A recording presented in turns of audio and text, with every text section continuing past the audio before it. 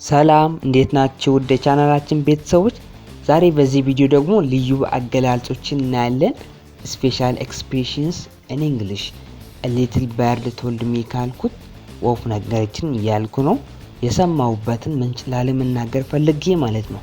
ለዚሁም በጣም አስፈላጊ የሆኑ አገላለጾችን በዚህ ቪዲዮ ታገኛላችሁ። ተከታተሉ እስከ መጨረሻ።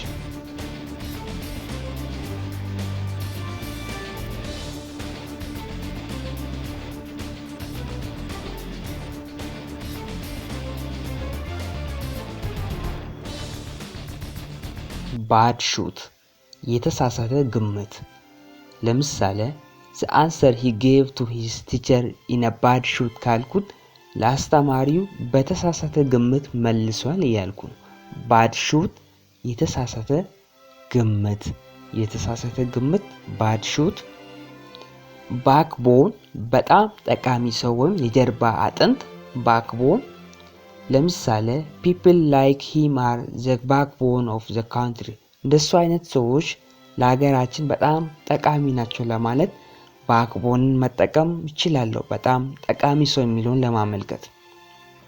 backdoor በምስጥር ወይም በተዘዋዋሪ ለማለት backdoorን መጠቀም ይችላል። ለምሳሌ we can do it through backdoor ካልኩት ይህንን ነገር በምስጥር ማድረግ እንችላለን እያልኩ ነው።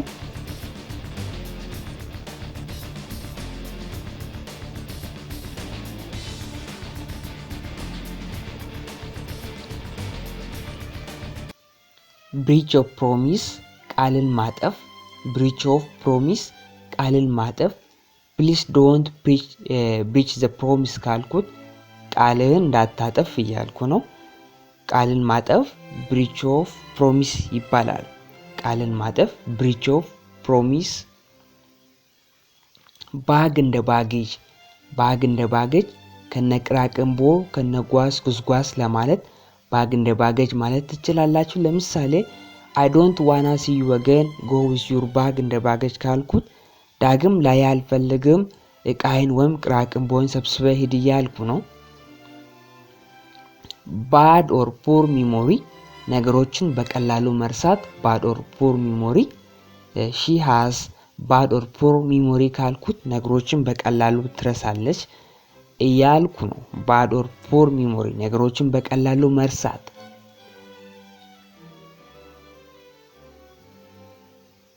a little bird told me ወፍ ነገረችን የሰማሁትን ምንጭ ላለመናገር ፈልጌ ነው።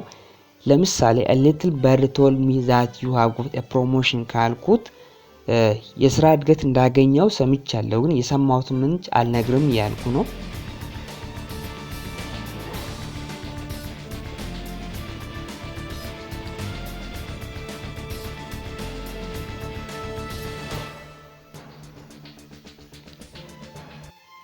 born idle በጣም ሰነፍ። ለምሳሌ why don't you go out and get a job you are born idle ካልኩት ለምንድነው ወጥተህ ስራ ፈልገህ ማትሰራው አንተ በጣም ሰነፍ ነህ ያልኩ ነው። born idle ማለት በጣም ሰነፍ ማለት ነው። a snake in the grass ጭቃ ውስጥ እሾህ ወይም ድብቅ ጠላት ማለት ነው። a snake in the grass ማለት he is a snake in the grass ካልኩት እሱ ድብቅ ጠላት ነው ወይም የጭቃ ውስጥ እሾህ ነው እያልኩ ነው። a snake in the grass ማለት የጭቃ ውስጥ እሾህ ወይም ድብቅ ጠላት ማለት ነው። bosom friend ማለት ምስጥረኛ ወይም የቅርብ ጓደኛ ማለት ነው። bosom friend ማለት ምስጥረኛ ወይም የቅርብ ጓደኛ ማለት ነው። is my bosom friend ካልኩት እሱ የቅርብ ጓደኛዬ ነው ወይም ምስጥረኛዬ ነው እያልኩ ነው። promise is debt ቃል ኪዳን ዕዳ ነው። promise is debt ቃል ኪዳን ዕዳ ነው። keep your promise is debt ካልኩት ቃልን ጠብቅ ቃል ኪዳን ዕዳ ነው እያልኩ ነው። promise is debt ማለት ቃል ኪዳን ዕዳ ነው ማለት ነው።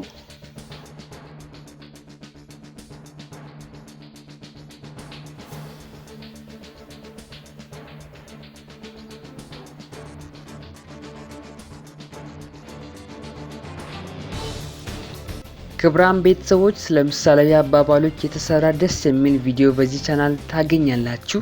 ለምሳሌ የሚጮህ ውሻ አይናከስም፣ ሙያ በልብ እንዲሁም ደግሞ ለሁሉም ጊዜ ያለው ኤቭሪ ዶግ ሃዝ ኢትስ ዴይ ለሚለው ደግሞም አንገት ደፊ ሀገር አጥፊ እንዲሁም ደግሞ በሌላ ብዙ ሀሳቦች ላይ የተሰራ ምሳሌያዊ አባባሎችን በዚህ ቻናል ታገኛላችሁ። ይህን ቪዲዮ ከወደዱት ላይክ ያድርጉ። ይህ ቻናል እንግሊዝኛ ለጀማሪዎች የተሰኘ ሲሆን አዲስ ከሆኑት በጣም ጠቃሚ የሆኑ መረጃዎችን በዚህ ቻናል ታገኛላችሁ። ፓርት 2 የሚቀጥል ይሆናል። እንግሊሽ ፎር ቢጊነርስ ኢን አማሪክ። ሳብስክራይብ በማድረግ ቻናላችንን ይቀላቀሉ።